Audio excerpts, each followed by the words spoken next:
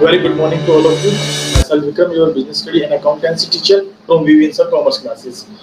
बेटा जैसे कि आपको पता है हमने introduction to accounting chapter 1 from class +1 से स्टार्ट कर रखा था और इस चैप्टर में अब तक हम लोग जो डिस्कस कर चुके हैं that is regarding to the book keeping accounting and accountancy और लास्ट टॉपिक भी हमारा यही था जिसमें हमने इनके बीच में डिफरेंस स्टडी किए थे। आज का जो हमारा टॉपिक रहेगा that is branches of accounting. Let us start for today's topic. Branches, that is standing for types of accounting or the scope of accounting. Sometimes it comes with the name of types of accounting. आपसे पूछ लिया जाएगा कि types of accounting बताइए कौन कौन से हैं, या कई बार आपसे ये भी पूछ लिया जाएगा कि बताइए इसके scope क्या है। देखिए, as you are doing the +1 and +2 commerce, you have opted your commerce stream. After completing your study, what the scopes do you have regarding to this commerce stream? क्या क्या स्कोप आपके पास होंगे ये आपको पता होने चाहिए। तो वैसे ही जब हम अकाउंटिंग पढ़ते हैं तो अकाउंटिंग में जो हम पार्टिकुलरली जो टॉपिक पढ़ रहे हैं, जो पार्टिकुलरली बुक पढ़ रहे हैं, that book is to be known as double entry system financial accounting. जो हमारी बुक है वो फाइनेंशियल अकाउंटिंग है और उसके अलावा और कौन कौन सी अकाउंटिंग है जिनको हमें पढ़ना होता है during the whole life of our study. जब हम कॉमर्स स्ट्रीम को लेकर आगे पढ़ रहे होते हैं, बीकॉम करेंगे, बीबीए करेंगे या एमकॉम करेंगे, एमबीए करेंगे या सीए करेंगे, सीएस करेंगे या आईसीएमए कोई भी कोर्स ऑप्ट करेंगे, तो उस कोर्स में हमारे पास अकाउंटिंग की और कौन कौन सी फॉर्म्स होंगी, उन फॉर्म्स को हमें यहाँ सीखना है। उन फॉर्म्स में हमारे पास बेसिकली अगर बात करें तो 5 प्रकार की अकाउंटिंग हमें दी गई है, जिनके नाम जो है वो इस प्रकार से हैं: financial accounting, management accounting, cost accounting, social accounting, human resource accounting. इसके अलावा कई बार हमारे पास और भी टाइप्स ऑफ अकाउंटिंग आ जाती है, जैसे कि टैक्स अकाउंटिंग किसी बुक में आपको मिल सकती है, टैक्स अकाउंटिंग किसी बुक में आपको मिल सकती है। पार्टिकुलरली जो ह्यूमन रिसोर्स अकाउंटिंग के अलावा हमारे पास कौन सा है इसमें, टैक्स अकाउंटिंग। ये 6 प्रकार के पार्टिकुलरली क्या है पोर्शन है, ये टैक्स अकाउंटिंग भी आपको मिल सकती है। टैक्स अकाउंटिंग, फाइनेंशियल अकाउंटिंग जो कि हम लोग पढ़ रहे हैं उसे हम फाइनेंशियल अकाउंटिंग कहते हैं, जिसका मेन पर्पस होता है फर्म की 4 चीजों के बारे में पता लगाना। एक तो फाइनेंशियल पोजीशन कैसी है, एक सोल्वेंसी कैसी है, एक फर्म की लिक्विडिटी कैसी है और एक फर्म की प्रॉफिटेबिलिटी कैसी है। ये 4 चीजें basically we comes to know about these 4 things from the financial accounting. इन 4 चीजों में अगर हमें इन 4 चीजों के बारे में पता लगाना है तो हमें फाइनेंशियल अकाउंटिंग को डिस्कस करना पड़ता है। So let us start with the first topic, that is financial accounting. Financial accounting क्या होती है? देखिए, फाइनेंशियल मतलब वित्त, पैसे से संबंधित जो भी हम लेन देन करते हैं या जो भी हम ट्रांजैक्शंस करते हैं इकोनॉमिक नेचर की, फाइनेंशियल नेचर की, वो सारी चीजें, वो सारी ट्रांजैक्शन हम फाइनेंशियल अकाउंटिंग में रिकॉर्ड करते हैं। And the object of this financial accounting is to ascertain, इसका जो ऑब्जेक्टिव होता है वो क्या होता है, the result, profit or loss of the business operations during the particular period. किसी particular period के दौरान बिजनेस को क्या प्रॉफिट क्या लॉस हुए हैं इसके बारे में पता लगाना, और साथ ही साथ फर्म की फाइनेंशियल पोजीशन जो कि हम बैलेंस शीट बनाकर पता लगाते हैं एज ऑन डेट और eight the end of the period. Particularly अगर हम यहाँ बात करें पीरियड के बारे में, तो period standing for an accounting period that can be of 2 types. 2 प्रकार के हो सकते हैं वो आपके पास, एक तो फाइनेंशियल अकाउंटिंग पीरियड, दूसरा आपका कैलेंडर ईयर। जनरली हम जो अकाउंटिंग पीरियड फॉलो करते हैं that is to be called as financial year. हम फाइनेंशियल ईयर को फॉलो करके चलते हैं, फाइनेंशियल ईयर। और फाइनेंशियल ईयर के अंदर जो स्टार्टिंग डेट है वो 1 अप्रैल से लेकर और एंडिंग डेट जो होती है वो हमारी 31 मार्च तक चलती है, 31 मार्च तक। तो ये हुआ हमारा फाइनेंशियल ईयर। और कैलेंडर ईयर 1 जनवरी से स्टार्ट होता है और 31 दिसंबर को खत्म हो जाता है।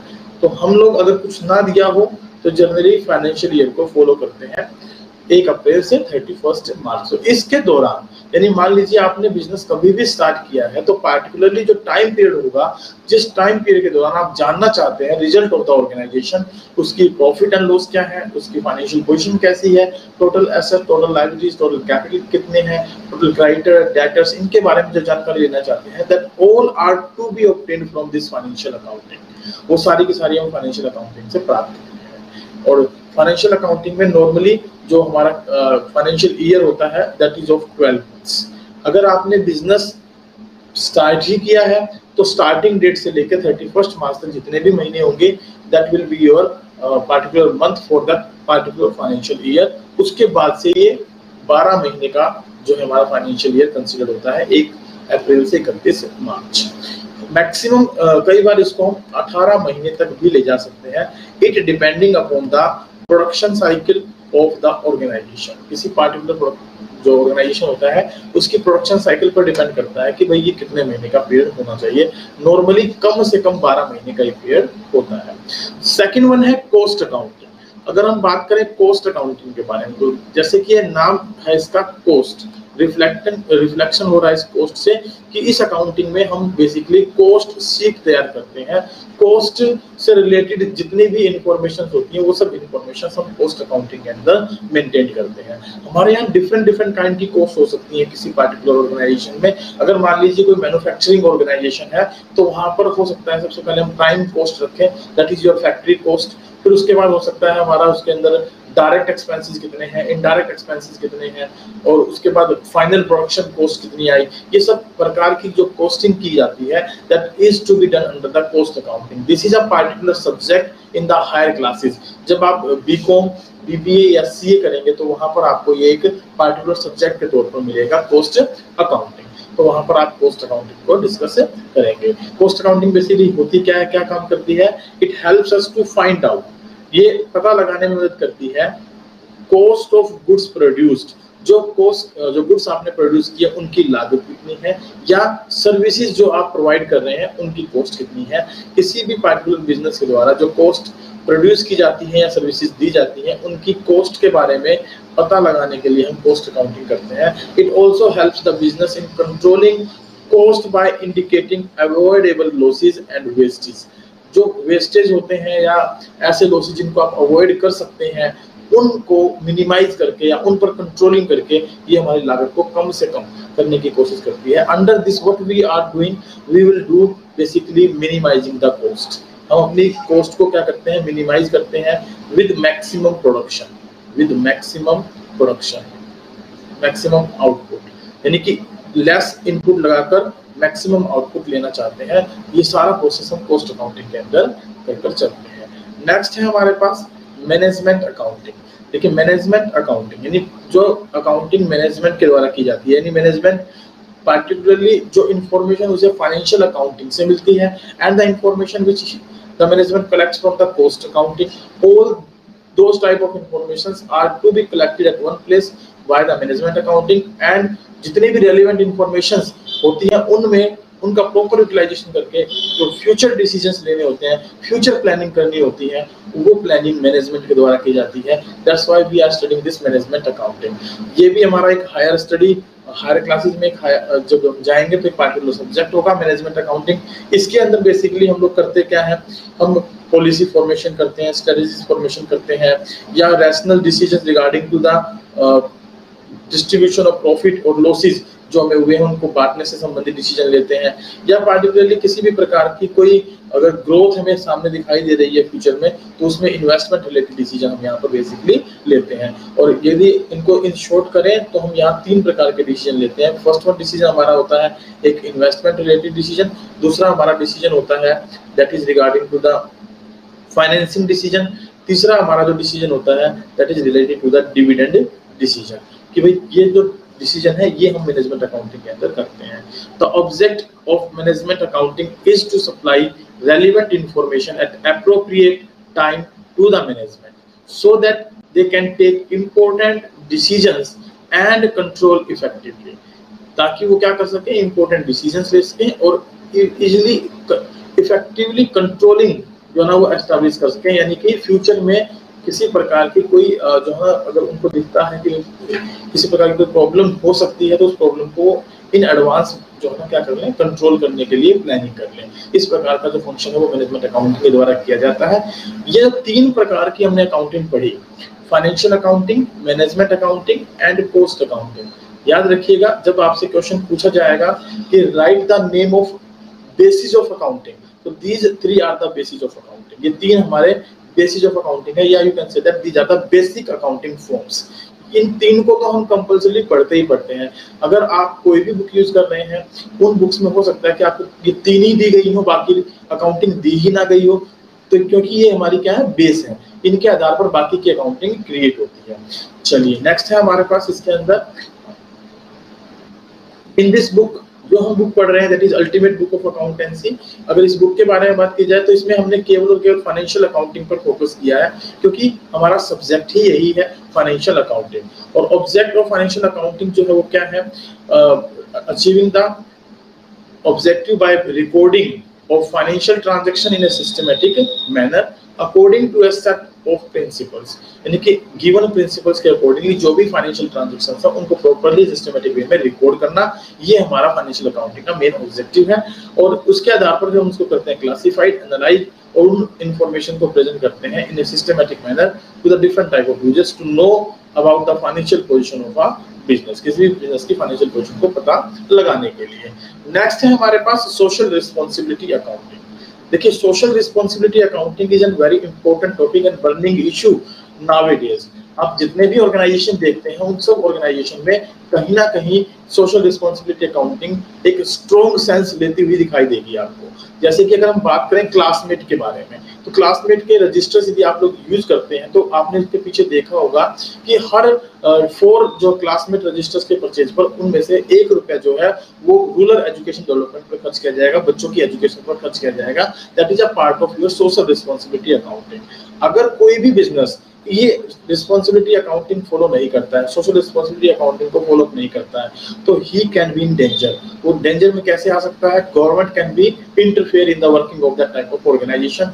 गवर्नमेंट उसके ऊपर लीगल जो है एक शिकंजा कस देगी, एक कानूनी पैतरा लगा देगी, जिसके आधार पर हो सकता है कि उस ऑर्गेनाइजेशन को अपने बिजनेस को क्लोज भी करना पड़ सके। तो social responsibility nowadays is a burning issue. जितने भी ऑर्गेनाइजेशन होते हैं वहां पर स्पेशल जो सोशल रिस्पांसिबिलिटी पर बात की जाती है और ये डिसाइड किया जाता है कि जो ड्यूरिंग द ईयर हमने प्रॉफिट्स कमाए हैं तो उसका कितना परसेंटेज हम लोग सोशल वेलफेयर के लिए खर्च करेंगे। ये social responsibility accounting standing for the welfare of the society. It is an accounting for social cost incurred by enterprises, social benefit created. क्यों ये रिस्पांसिबिलिटी जरूरी है किसी पार्टिकुलर बिजनेस के लिए, कि बिजनेस जितने भी रिसोर्सेज यूज करता है that all the resources are to be taken from the society only, चाहे उसमें मैन हो, मशीन हो, मटेरियल हो, मनी हो, या किसी प्रकार की कोई मेथड्स या टेक्निक्स हम यूज कर रहे हैं। All such type of information, all such type of resources are to be acquired from the society only by the business. That's why it creates the social responsibility among the businessmen. Example of social responsibility accounting means like financial aid to the weaker sections. यानी जो गरीब तबके के लोग हैं उनको financial aid, financial मदद करना of the society, employment generation, उनके लिए एम्प्लॉयमेंट क्रिएट करना, फ्री एजुकेशन और low cost education to the children of weaker sections of the society.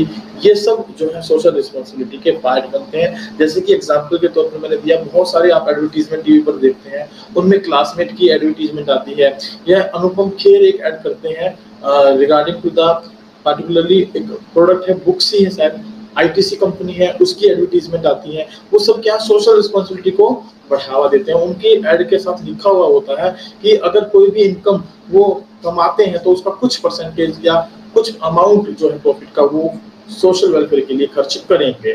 Next है human resource accounting. Human resource accounting में सबसे important part आपका है human. Earlier this type of accounting is not to be done in the business. पहले इस प्रकार की accounting business में नहीं होती थी, बिकॉज ऑफ क्योंकि ह्यूमन को आप मॉनेटरी टर्म में प्रेजेंट नहीं कर सकते। और हमने पढ़ा था कि जितनी भी टर्म्स होती हैं यदि उनको मॉनेटरी वैल्यू में आप प्रेजेंट कर पाते हैं then only you can record, otherwise you can not record it. But human resource accounting एक इंपॉर्टेंट पार्ट बनता जा रहा है नाउअडेज। क्यों? क्योंकि ह्यूमन जो है वो किसी भी बिजनेस की एक इंपॉर्टेंट एसेट क्रिएट होती है, इंपॉर्टेंट एसेट मानी जाती है। इसको हम ह्यूमन बीइंग एसेट के नाम से जानते हैं कि बिजनेस से जो है ना इससे कोई मॉनेटरी बेनिफिट हो या कोई मॉनेटरी प्रेजेंटेशन इसकी हो या ना हो, लेकिन ह्यूमन का बिजनेस में बड़ा एक इंपॉर्टेंट रोल है। यदि हमारे एम्प्लॉइज मोटिवेटेड नहीं है, यदि हमने अपने एम्प्लॉइज को ट्रेंड नहीं किया है, उनको स्किल्ड नहीं बनाया है, तो हम अपने बिजनेस में प्रोडक्शन नहीं कर सकते, हम अपने बिजनेस के रिसोर्सेज को प्रॉपर्ली यूटिलाइज नहीं कर सकते। That's why it is said that human resource accounting nowadays becomes a very popular accounting। और अब हम इस पर धीरे धीरे फोकस करने लगे हैं और जो भी ह्यूमन रिसोर्सेज है उनको प्रॉपर्ली अकाउंटेड करने लगे हैं। उनमें ह्यूमन रिसोर्स अकाउंटिंग में हम करते क्या है, जो भी उनके ऊपर खर्च किया जाता है, जो भी एक्सपेंस किया जाता है रिगार्डिंग टू देयर ट्रेनिंग से संबंधित कोई खर्च होता है, या उनके ऑलराउंड डेवलपमेंट, फ्यूचर डेवलपमेंट या करियर डेवलपमेंट प्रोग्राम पर कोई पैसा खर्च होता है, या किसी प्रकार को उनको एमिनिटीज दी जाती हैं, उन एमिनिटीज पर कोई पैसा खर्च होता है, तो ये जो एक्सपेंसेस हैं, these expenses are to be recorded in the accounting nowadays। So its main aim at identification of and reporting of investment made in human resources। These are not presently accounted for under conventional accounting practices। ये जो है, जो conventional accounting practices हैं, क्योंकि उनके accordingly हम केवल उन्हीं को रिकॉर्ड करते हैं जो मॉनेटरी वैल्यू को प्रेजेंट करते हैं, तो उसके अकॉर्डिंगली इनको अभी रिकॉर्ड नहीं किया जाता। But nowadays it is ready to be accounting. अब ये जो है रेडी है, इनको हम अकाउंटेड करने लगे हैं, इनको जो है ना रिकॉर्ड करने लगे हैं। रिकॉर्डिंग के तौर पर हम क्या करने लगे हैं, जो इन पर खर्च किया जाता है उस पैसे को रिकॉर्ड करने लगे हैं। एक मैंने आपको बताया था टैक्स अकाउंटिंग। देखिए टैक्स अकाउंटिंग क्या होती है, इट इज दैट अकाउंटिंग, ये वो अकाउंटिंग है जिसमें कि हम basically during the particular accounting period हमने जो प्रॉफिट्स कमाए उन पर क्या हम अपनी टैक्स लायबिलिटी प्रॉपर्ली पेड कर रहे हैं या नहीं कर रहे हैं, इस बात की जानकारी हमें इस अकाउंटिंग से मिलती है। It means it kept all the records regarding to the GST, goods and service taxes, like import duties, export duties, ये जो अनदर टाइप के जितने भी टैक्सेस हैं हमारे, उन सभी टैक्सेस की ये इंफॉर्मेशन रखती है। बेसिकली हम इसमें दो प्रकार की इंफॉर्मेशन जनरली देखते हैं, एक तो गुड्स एंड सर्विस टैक्सेस, दूसरा इनकम टैक्स। जो भी आप पैसा कमाते हैं उस पर क्या गवर्नमेंट को आप टाइमली टैक्स पेड कर रहे हैं या नहीं कर रहे हैं, उसके बारे में हम यह जानकारी लेते हैं। तो these are the branches of accounting जो कि हमने पढ़ी, और टोटल हमारे पास 6 प्रकार की अकाउंटिंग होती है। पहली है हमारी फाइनेंशियल अकाउंटिंग, दूसरी है कॉस्ट अकाउंटिंग, तीसरी है मैनेजमेंट अकाउंटिंग, चौथी टैक्स अकाउंटिंग, पांचवी सोशल रिस्पांसिबिलिटी अकाउंटिंग, छठी ह्यूमन रिसोर्स अकाउंटिंग। नेक्स्ट जो पॉइंट है दैट इज यूजेस और एडवांटेजेस ऑफ अकाउंटिंग। क्या क्या अकाउंटिंग के बेनिफिट है, मेरिट्स ऑफ अकाउंटिंग आप इन्हें कह सकते हैं, मेरिट्स ऑफ अकाउंटिंग, या आप कह सकते हैं कि भाई इनकी इंपॉर्टेंस या एडवांटेजेस क्या है, क्या यूजेस हैं बिजनेस के अंदर। तो अकाउंटिंग के एडवांटेजेस क्या है, सबसे पहला जैसे कि हम रखते हैं कि भाई कंप्लीट एंड सिस्टमैटिक रिपोर्ट। अब होता क्या है, जो अकाउंटिंग है उसका पर्पज यही है, मेन ऑब्जेक्टिव भी हमने यही पढ़ा था, मेन फीचर भी इसलिए यही थी कि जितने भी फाइनेंशियल ट्रांजेक्शंस होती हैं उनका कंप्लीट साइंटिफिक रिकॉर्ड रखते हैं। Complete in the sense day wise and day wise हर एक ट्रांजैक्शन को रिकॉर्ड करना जो कि फाइनेंशियल कैरेक्टर की है। साइंटिफिक मतलब उनको इस तरीके से क्लासिफाइड करना कि यदि हमें पार्टिकुलर कोई इंफॉर्मेशन चाहिए तो हम इजीली पता लगा सके। तो दैट मींस कि अकाउंटिंग का जो पहला बेनिफिट, पहला यूज है वो क्या है कि ये हमारी जो जितनी भी फाइनेंशियल ट्रांजैक्शंस होती हैं उनको कंप्लीटली रिकॉर्ड करता है और साइंटिफिक वे में रिकॉर्ड करता है। Accounting is meant to maintain the complete record of financial transactions during the accounting period of an entity. Entity is a particular any physical unit which is existed in the market. As such, the limitation of human memory is no handicap because of the accounting system. क्योंकि देखिए human memory limited है।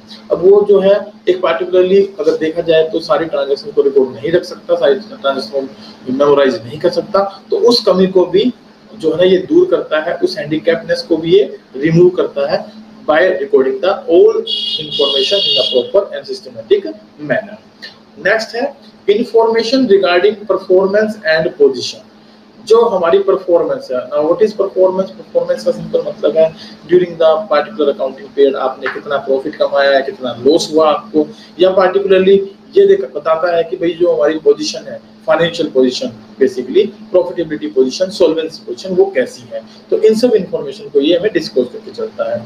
Accounting cycle after recording moves on to prepare final account. जब हमारी accounting cycle complete होती है तो उस accounting cycle में हम जो लास्ट स्टेप उठाते हैं that is your final accounts preparation, जिसमें trading account, profit and loss account and balance sheet बनाकर चलते हैं, व्हिच रिवील जो बताते हैं how much profit has been earned और loss suffered during the period, कितना आपने एक पार्टिकुलर पीरियड के दौरान प्रॉफिट कमाया या आपको लॉस हुआ। Under this system balance sheet is also prepared and which tells the financial position of a business on that date. ध्यान रखिएगा, कोई भी पार्टिकुलर जो अकाउंटिंग पीरियड हम फॉलो करते हैं तो उसमें जो बैलेंस शीट बनाई जाती है that is to be prepared as at, उसको हम एज एट बनाकर चलते हैं। एज एट का मतलब होता है at a particular point of time.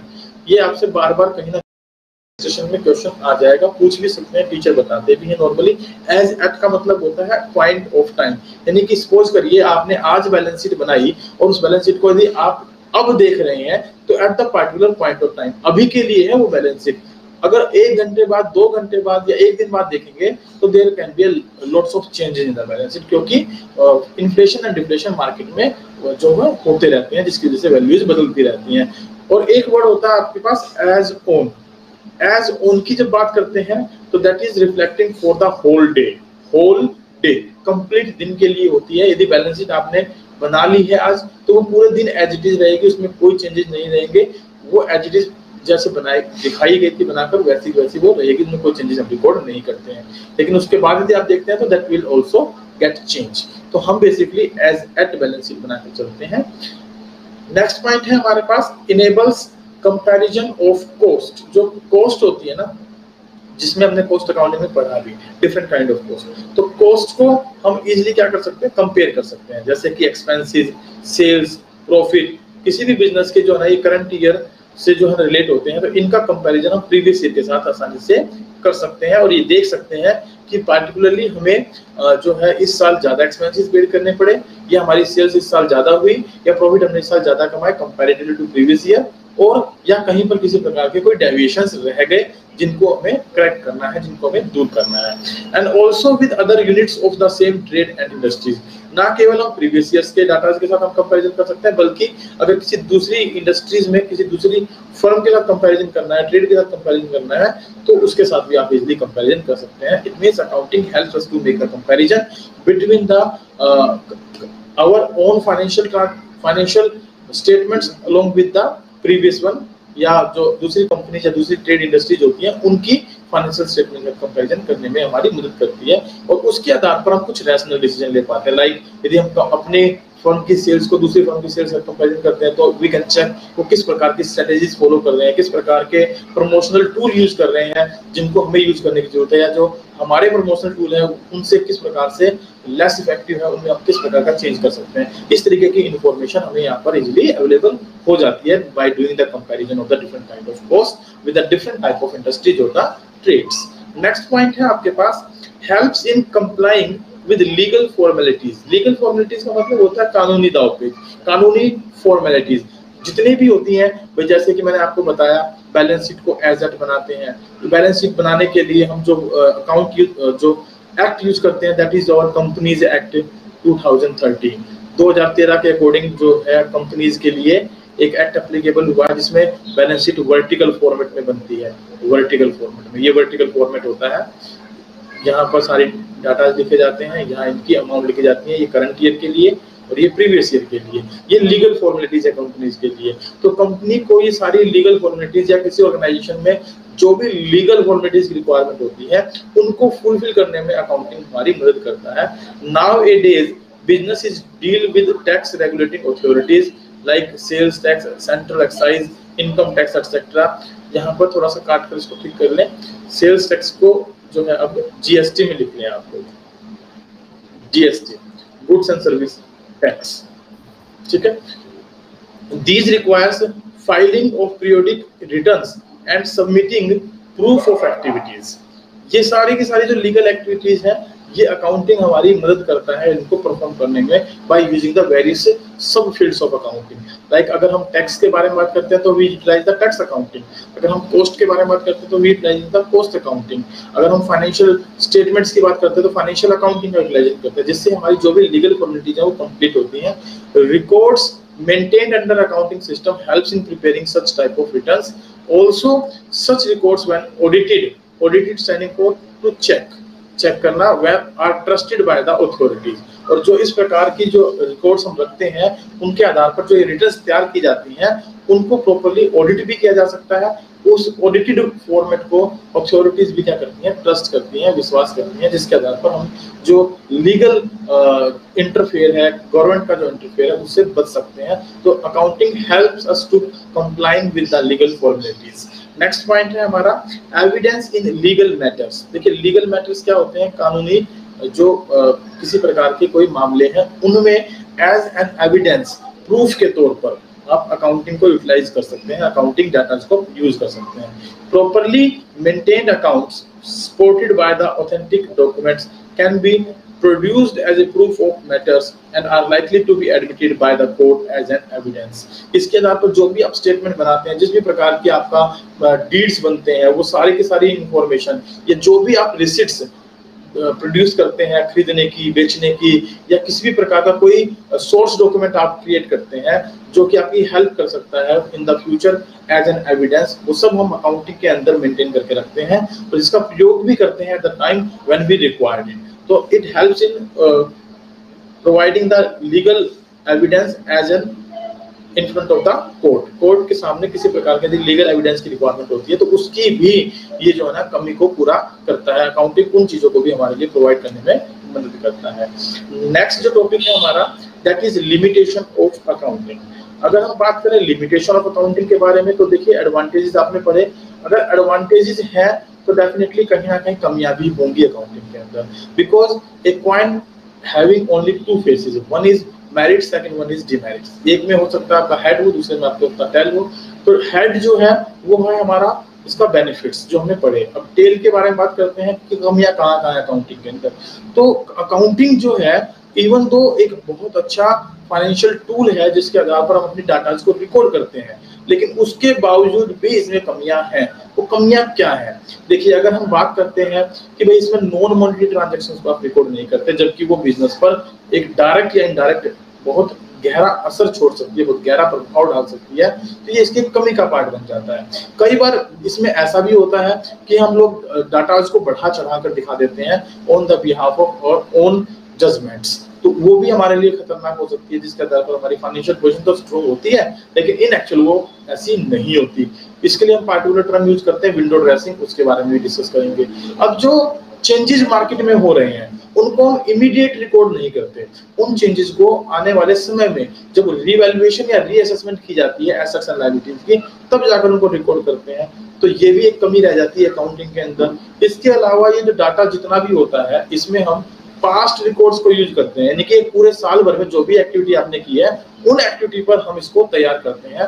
तो उस कंडीशन में ये ट्रू एंड फेयर पिक्चर कई बार प्रस्तुत नहीं करता, कई बार प्रेजेंट नहीं कर पाता, does not reveal the true and fair picture। तो ये कुछ इसकी लिमिटेशंस है जिनके बारे में हमें पढ़ना है। आइए देखते हैं क्या क्या लिमिटेशंस है।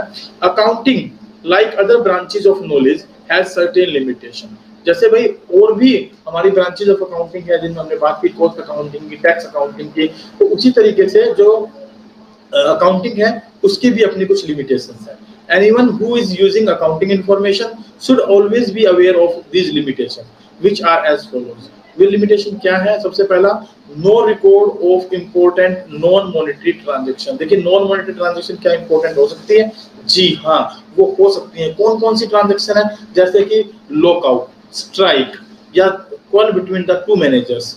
ठीक है, ये ऐसी ट्रांजैक्शन है जो बिजनेस पर डायरेक्ट इंपैक्ट डालती हैं, बिजनेस पर प्रभाव डालती हैं, लेकिन क्योंकि इनको आप मॉनेटरी टर्म में एक्सप्रेस नहीं कर सकते इसलिए इनको बिजनेस में रिकॉर्ड नहीं किया जाता। तो ये केवल और केवल क्वांटिटेटिव फिगर को रिकॉर्ड करके चलती है, क्वालिटेटिव एस्पेक्ट को इग्नोर करती है। तो आप यूं कह सकते हैं कि it ignores the qualitative aspect. This is a limitation of accounting. Qualitative जो एस्पेक्ट होते हैं उनको रिकॉर्ड नहीं करती। क्वालिटेटिव में बेसिकली वो ट्रांजैक्शंस आती हैं जो आपकी नॉन मॉनेटरी ट्रांजैक्शंस होती हैं। चलिए, accounting takes into consideration only monetary transaction. A transaction however important will not be recorded in the books of account if it cannot be expressed in the terms of money। यदि आप इसको monetary term में present नहीं कर सकते तो that will not be recorded in the books। For example, extent of competition faced by the business is an important matter in which the management is highly interested, but accounting is not tailored to be considered such events। Hence, greatest limitation of accounting is consideration of only monetary transaction. तो इसका जो है सबसे बड़ा drawback यही है कि ये केवल और केवल मॉनेटरी ट्रांजैक्शन को रिकॉर्ड करता है, नॉन मॉनेटरी ट्रांजैक्शन को रिकॉर्ड नहीं करता है। नाउ नेक्स्ट पॉइंट है लिमिटेशन का, that is window dressing. What is window dressing? Window dressing, जैसे कि आपने देखा होगा कि जब भी आप किसी शोरूम में एंटर करते हैं तो वो जो शोरूम होता है वो आपको ऐसा लगता है कि that having a big place, उसके अंदर बहुत बड़ा प्लेस है, लेकिन एक्चुअली वहां पर क्या होता है, चीजों को इस तरीके से अरेंज किया होता है कि वो देखने में आपको ऐसा लगता है कि it having a lots of place. जैसे कि शीशे लगा दिए दीवार पर, शीशे लगाने से जब आप एंट्री करते हैं तो आपको दूर तक दिखाई देता है, एक लंबा जो है ना वे दिखाई देता है, जिससे आपको ये फीलिंग आती है कि भाई शोरूम जो है वो काफी अच्छा है, उसकी अट्रैक्टिवनेस जो है वो बढ़ जाती है। ऐसे ही आपने देखा होगा रोड साइड जो ये बीड़ी तंबाकू पान बेचने वाले होते हैं, इनका जो खोखा होता है वो बड़ा छोटा सा होता है, लेकिन वो उसको इस तरीके से प्रेजेंट करते हैं कि उनकी दुकान जो है वो काफी बड़ी दिखाई देती है। This is all about your window dressing. जैसे कि आपने देखा होगा मूवीज के अंदर जो है एक्शन सीन होते हैं उनको काफी बढ़ा चढ़ा कर दिखाया जाता है, एक्चुअली में रियलिटी में वो ऐसे नहीं होते। ये सब क्या है? विंडो ड्रेसिंग है। ऐसा ही अकाउंटिंग के अंदर किया जाता है। अकाउंटिंग के अंदर होता क्या है कि हम अपनी एसेट्स को बढ़ाकर दिखा देते हैं, लायबिलिटीज को बढ़ाकर दिखा देते हैं, रिड्यूस करके दिखा देते हैं। On the behalf of that what would happen, हमारी फाइनेंशियल पोजीशन स्ट्रांग हो जाएगी। जब हमारी लायबिलिटीज कम होंगी, हमारी एसेट ज्यादा होंगी, डेफिनेटली हमारी फाइनेंशियल पोजीशन कैसी दिखाई देगी? स्ट्रांग दिखाई देगी। तो इन एक्चुअल विंडो ड्रेसिंग मींस कि जो भी आपकी एक्चुअल पोजीशन है उस पोजीशन को शो ना करके एक फेक पोजीशन प्रेजेंट करना, that is called window dressing. Sometimes information given by the accounting is not true and faithful or may be manipulated by the accountants. When the accounts are manipulated and present the accounting information to show the better position of the business rather than actual position, उसे हम क्या बोलते हैं? Window dressing बोलते हैं। It means कि जब कई बार अकाउंटेंट जो है वो डाटाज को फेक तरीके से प्रेजेंट करता है, जिससे फाइनेंशियल पोजीशन हमारी जो है स्ट्रांग दिखाई देती है in comparative to actual position, तो that is to be called as window dressing. In such situation, results provided by accounting information are not true and fair and do not show the actual position, financial position of the business. तो उस condition में वो हमारी actual position को show नहीं करते हैं। एक साइड में जो है बॉक्स बना हुआ है, इस बॉक्स को आप जरूर पढ़ेंगे। ये बॉक्स में यही बातें लिखी गई हैं, कुछ एग्जांपल्स दिए गए हैं विंडो ड्रेसिंग के, वो हम डिस्कस कर लेते हैं। Debtors shown without deducting the bad debts और प्रोविजन फॉर डाउटफुल डेट्स। अब देखिए, डेटर्स का मतलब वो व्यक्ति जिनसे हमें पैसा लेना है। आपने कई बार देखा होगा, आप उधार में सामान बेचते हैं and on the behalf of your experience आपको ये पता भी होता है कि कुछ पैसा डूब सकता है। डूब सकता है means there is a provision of doubtful debts. अगर हम उन डाउटफुल डेट्स के प्रोविजन को माइनस करके ना दिखाएं तो हमारी पोजीशन काफी स्ट्रांग दिखाई देगी। लेकिन इन एक्चुअल यदि आप पोजीशन दिखाना चाहते हैं तो आपको उनको घटाकर दिखाना चाहिए। यदि आप नहीं घटाकर दिखाते तो it means you are doing the window dressing. Next है over valuation of closing stock. Closing stock का मतलब होता है that stock which we have unsold at the end of an accounting period, that is called closing stock. Over valuation का मतलब है ज्यादा दिखाना। अब हम इस पार्टिकुलर पॉइंट को यूं समझ सकते हैं कि यदि मान लीजिए क्लोजिंग स्टॉक आपके पास है 5,000 रुपए का और आपने उसके गलती से या उसको जानबूझकर आपने दिखा दिया 15,000 रुपए का, तो जो 10,000 से क्लोजिंग स्टॉक बढ़ाया है it means it shows that कि आपकी एसेट्स 10,000 से ज्यादा है और वो आपकी एक financial position, strong financial position को रिफ्लेक्ट करेगा। तो इस प्रकार के जो एग्जांपल्स हैं that can be comes under the window dressing. कई बार आपसे पूछ भी लिया जाता है give any 2 examples of window dressing, तो ये एग्जांपल्स आप वहां पर दे सकते हैं। Purchase made at the end of year not recorded. अगर आपने साल के अंत में कोई परचेज की है और आपने रिकॉर्ड नहीं की तो उसका इंपैक्ट क्या आएगा कि आपके खर्चे कम दिखाई देंगे। खर्चे कम दिखाई देंगे तो प्रॉफिट ज्यादा होगा, प्रॉफिट ज्यादा रिफ्लेक्ट करेगा, तो वो भी आपकी विंडो ड्रेसिंग का पार्ट बन जाएगा, जिससे हमारी फाइनेंशियल पोजीशन बढ़ जाएगी, स्ट्रांग हो जाएगी।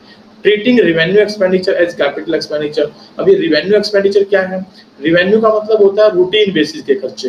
कैपिटल एक्सपेंडिचर का मतलब होता है कभी कभार किए जाने वाले खर्चे। जनरली कैपिटल एक्सपेंडिचर आप करते हैं purchase of building, plant, machinery और any kind of fixed asset. Revenue expenditure आप करते हैं by paying the rent, salary, commission, किसी प्रकार का कोई एक्सपेंस जो रूटीन बेसिस पर होता है, एम्प्लॉइज की सैलरी जो रूटीन बेसिस पर पे की जाती है। तो हम ऐसे खर्चों को यदि कैपिटल नेचर का खर्चा मान लेंगे तो they will not become the part of your financial statement. वो फाइनेंशियल स्टेटमेंट का पार्ट नहीं बन पाती, they are directly to be shown in the balance sheet. जिससे क्या होगा? खर्चे कम होंगे, रूटीन के खर्चे कम होंगे तो हमारा प्रॉफिट बढ़ेगा और प्रॉफिट बढ़ेगा तो हमारी फाइनेंशियल पोजीशन स्ट्रॉन्ग दिखाई देगी। तो ये कुछ एग्जांपल है जो कि विंडो ड्रेसिंग से रिलेट करते हैं, तो ये पूछे जा सकते हैं, पूछने पर आप इनके बारे में बता सकते हैं। नेक्स्ट जो पॉइंट है लिमिटेशन का, that is no consideration of price level changes. अब प्राइस लेवल चेंजेस क्या है, देखिए जितने भी मार्केट में एसेट्स हैं, जितने भी मार्केट में जो हम किसी प्रकार के इन्वेस्टमेंट की बात करते हैं, तो उनकी वैल्यूज में डे टू डे चेंजेस होते रहते हैं, लेकिन क्योंकि हम अकाउंटिंग करते हैं कुछ बेसिकली हिस्टोरिकल कॉस्ट प्रिंसिपल्स पर, तो हिस्टोरिकल कॉस्ट प्रिंसिपल तो ये बताता है आपको कि भाई यदि आपने कोई बिल्डिंग परचेज करी है 5 लाख रुपए की, तो आप 10 साल बाद भी किसी को बताओगे तो यही बताओगे कि मैंने 5 लाख की खरीदी थी, ये नहीं बताओगे कि उसकी जो मार्केट वैल्यू है उतने रुपए की खरीदी थी। इट मींस कि हिस्टोरिकल कॉस्ट कंसेप्ट को जब हम अडॉप्ट करके चलते हैं ना, तो वो प्राइस लेवल चेंजेस को इग्नोर कर देता है, जिससे एक लिमिटेशन जो है अकाउंटिंग में क्रिएट हो जाती है।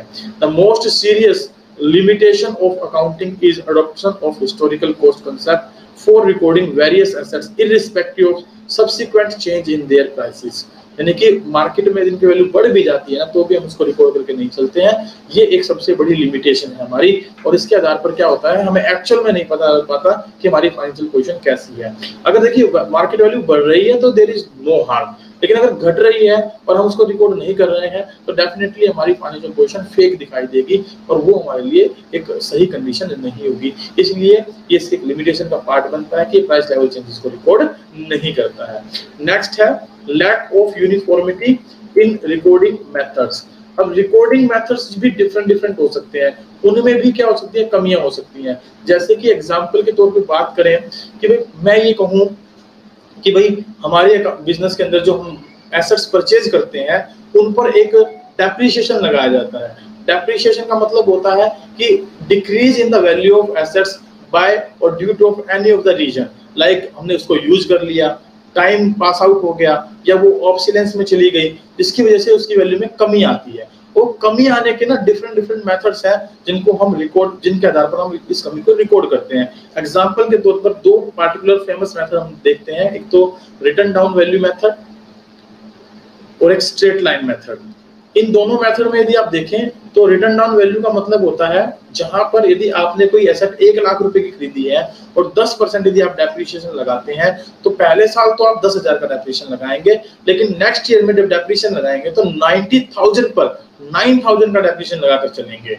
जबकि स्ट्रेट लाइन मेथड ये कहता है कि यदि आपने कोई एसेट 1 लाख रुपए की परचेज कर ली और 10% डेप्रिसिएशन लगता है, तो चाहे आप पहले साल लगाएं चाहे आप 10वें साल लगाएं, हर साल आपका डेप्रिसिएशन का अमाउंट ओरिजिनल कॉस्ट पर ही लगेगा, यानी 1 लाख पर ही लगेगा। तो ऑर्गेनाइजेशन के द्वारा डिफरेंट मेथड्स भी यूज किए जा सकते हैं कोई पार्टिकुलरली ट्रीटमेंट, अकाउंटिंग ट्रीटमेंट के लिए, जिसके आधार पर क्या होता है, कंपैरिजन करना मुश्किल हो जाता है। हम इजीली कंपैरिजन नहीं कर पाते हैं अपने डाटाज का किसी दूसरी फर्म के डाटा के साथ। अगर मान लीजिए हम यूज करते हैं रिटर्न डाउन वैल्यू मेथड और कोई दूसरी फर्म यूज करती है स्ट्रेट लाइन मेथड, तो there will be a big difference in the profit और लॉसेस, वहां प्रॉफिट एंड लॉस में डिफरेंस आ जाएंगे। तो ये क्या है, लैक ऑफ यूनिफॉर्मिटी है इन रिकॉर्डिंग मेथड, जिसके आधार पर डाटा जो है ना एग्जैक्ट वैल्यू प्रेजेंट नहीं करते या फाइनेंशियल पोजीशन को हम इनकम्पिटेबल मानते हैं या उसको कंपेरेबल नहीं मान सकते। Through though some generally accepted accounting principles are followed for recording purposes, still more than one principle is used for treating the same item। देखिए एक हालांकि बताया गया है जनरली एक्सेप्टेड अकाउंटिंग प्रिंसिपल्स यानी गैप, जो हम आगे आने वाले चैप्टर में जिनके बारे में डिटेल से पढ़ेंगे, GAAP generally accepted accounting principle, इनमें क्या बताया गया है, ये एक uniform set of guidelines provide करता है कि भाई इनको आप फॉलो करो, लेकिन जरूरी नहीं है कि सभी इस बात को माने, कुछ इसको फॉलो भी कर सकते हैं, कुछ इसको फॉलो नहीं भी कर सकते हैं। तो उस कंडीशन में जो डिफरेंस आता है ना अकाउंटिंग पॉलिसीज में, क्योंकि एक डाटा को रिकॉर्ड करने के बहुत सारे मेथड्स हो सकते हैं, तो जो डिफरेंस आता है ना, उस डिफरेंस की वजह से हमारी फाइनेंशियल पोजीशन कंपेरेबल नहीं बन पाती। For example, some concerns value their stock on LIFO method, LIFO standing for last in first out, यानी कि जो सबसे आखिरी में सामान आया है गोडाउन के अंदर उसको आप सबसे पहले बाहर निकालें या मैन्युफैक्चरिंग प्रोसेस में लगाएं। जबकि कुछ लोग यूज कर सकते हैं FIFO method, FIFO, that is called as first in first out. ये इसका मतलब ये है कि कुछ लोग इस पॉलिसी को भी फॉलो कर सकते हैं, भाई जो सबसे पहले माल आया था उसको सबसे पहले मैन्युफैक्चरिंग प्रोसेस में यूज करो, लास्ट में जो आया उसको लास्ट में यूज करेंगे। तो इसके आधार पर क्या होगा कि भाई हो सकता है कि जो लास्ट में सामान आया है वो महंगा आया हो और जो पहले आया था वो सस्ता आया हो सकता है कि जो पहले आया था वो महंगा आया हो और जो लास्ट में आया वो सस्ता हो। तो उसके आधार पर हमारे प्रॉफिट्स बदल जाएंगे, हमारी वैल्यूएशन ऑफ फाइनेंशियल स्टेटमेंट में चेंजेस आ जाएंगे, जो कि फाइनेंशियल पोजीशन को इनकम्पेरेबल बना देती है। So the use of different accounting methods render the financial statements incomparable. वो उनके आधार पर हम क्या नहीं कर पाते, कंपैरिजन नहीं कर पाते। सो this is the limitation of your accounting कि भाई ये यहाँ पर जो रिकॉर्डिंग मेथड्स है वो डिफरेंट यूज हो सकते हैं, जिनके आधार पर डाटा एग्जैक्ट वैल्यू प्रेजेंट नहीं करता।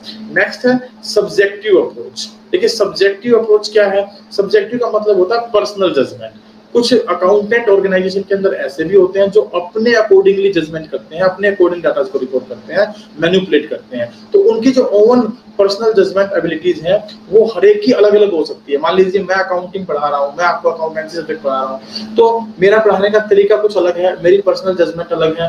हो सकता है जो आपके टीचर्स हैं वो आपको अकाउंटेंसी पढ़ाते हैं तो उनकी टीचिंग मेथड वो डिफरेंट है।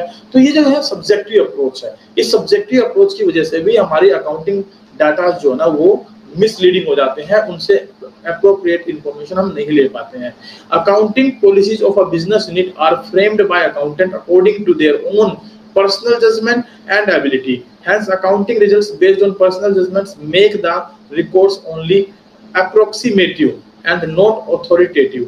ये केवल इनको क्या बनाते हैं? अप्रोक्सीमेटिव बनाते हैं, यानी कि लगभग। ऑथोरिटेटिव एग्जैक्टली जो होना चाहिए उनको रिप्रेजेंट नहीं करते हैं। क्योंकि पर्सनल जजमेंट में अगर मान लीजिए मैं ही अपने ऑर्गेनाइजेशन में अकाउंटेंट हूं तो मैं चाहूंगा कि मेरी ऑर्गेनाइजेशन में जो भी डाटा है वो इस तरीके से प्रेजेंट किए जाए कि एक अच्छी फाइनेंशियल पोजीशन दिखाई जा सके। नेक्स्ट है कंजर्वेटिव अप्रोच। कंजर्वेटिव अप्रोच यानी प्रूडेंस अप्रोच। ठीक है, कंजर्वेटिव अप्रोच यानी प्रूडेंस अप्रोच, जिसका पर्पस क्या होता है कि भाई एडवांस में जितने भी लॉसेज है ना उसको तो रिकॉर्ड कर लो, लेकिन प्रॉफिट्स को रिकॉर्ड नहीं करना। प्रॉफिट्स के बारे में कोई प्रोविजन नहीं बनाना। क्यों? क्योंकि प्रॉफिट्स होंगे तो रिकॉर्ड करेंगे, नहीं तो नहीं करेंगे। ये एक अच्छा प्रिंसिपल है, लेकिन इसकी कमी क्या है कि कई बार हम उन रिसिप्ट्स को भी भूल जाते हैं जो एग्जैक्टली हमें हो सकती हैं। Due to application of concept of conservatism और conservatism principles, all losses are provided for but no provision is made in the books of prospective profits. Hence conservative approach is another limitation of your accounting. तो इसलिए ये क्या बन जाती है? इसकी एक लिमिटेशन बन जाती है। कोई एक्सपेंसेस रिकॉर्ड करने हैं तो इनकम्स को क्या हुआ उनको भी रिकॉर्ड करके चले, वो भी होने की संभावनाएं तो है। एक्सपेंसेस अगर नहीं भी होंगे तो हम उनको रिकॉर्ड कर रहे हैं, इनकम्स होने की संभावना दिख रही है तो भी हम उनको रिकॉर्ड नहीं कर रहे हैं जब तक कि वो हो ना जाए। तो ये एक लिमिटेशन आ जाती है जिसकी वजह से हमारी फाइनेंशियल पोजीशन डिफर कर जाती है। नेक्स्ट पॉइंट है postmortem analysis of past records. देखिए पोस्टमार्टम आपको बहुत अच्छे से भली बातें से पता है क्या मतलब होता है। किसी भी चीज को चीर फाड़ करके देखना, यानी डिटेल में उसकी एनालिसिस करना। यहाँ पर हम क्या करते हैं? हम केवल और केवल पास्ट रिकॉर्ड के आधार पर पोस्टमार्टम करते हैं डाटा का, यानी पास्ट रिकॉर्ड के आधार पर एनालिसिस करते हैं। करंट में जो चेंजेस हुए हैं उनको तो इग्नोर कर देते हैं। So accounting provide information at the end of accounting period in the form of annual accounts. Such information at the best is only of the historical nature. केवल ये बेस्ट है कब? जब आप हिस्टोरिकल नेचर के भी पॉइंट से देखते हैं। Can not be used to take the corrective action, लेकिन करेक्टिव एक्शन लेने के लिए ये सुटेबल नहीं है। The business requires timely information at frequent intervals to help the management to make plans and to take corrective measures, but the accounting is not supposed to supply such information at shorter intervals than 1 year. यानी कि 1 साल से पहले ऐसी कोई information वो हमें provide नहीं करता। तो हमें डिपेंड रहना पड़ता है पास्ट डाटा पर, पास्ट रिपोर्ट्स पर, पास्ट इंफॉर्मेशन पर, जिनके आधार पर आप एग्जैक्टली करेक्ट डिसीजन नहीं ले पाते and it will becomes a limitation of your accounting. So this is all about for today's topic. Next class में हम लोग बात करेंगे accounting as a source of information के बारे में, accounting as a source of information के बारे में। And there after we will discuss about the types of accounting information, different users of accounting information, कौन कौन से यूजर्स हैं। और उसके बाद हमारे पास ये जो वर्कशीट मैंने आपको सेंड कर रखी है, वर्कशीट नंबर 1, वर्कशीट नंबर 2, जिसको कि आपने सोल्व भी कर लिया होगा। एंड लास्ट में जब हम चलेंगे तो क्वालिटेटिव कैरेक्टरिस्टिक्स पढ़ेंगे। और हमने पढ़ा था कि हमारे पास बेसिस ऑफ अकाउंटिंग है, single entry system, double entry system, इसके बारे में देखेंगे। एडवांटेजेस डिसएडवांटेजेस चेक करेंगे और आखिरी में रोल ऑफ अकाउंटिंग को डिस्कस करेंगे विद अकाउंटिंग प्रोसेस। जो अकाउंटिंग साइकिल है उसके स्टेप्स को देखते हुए।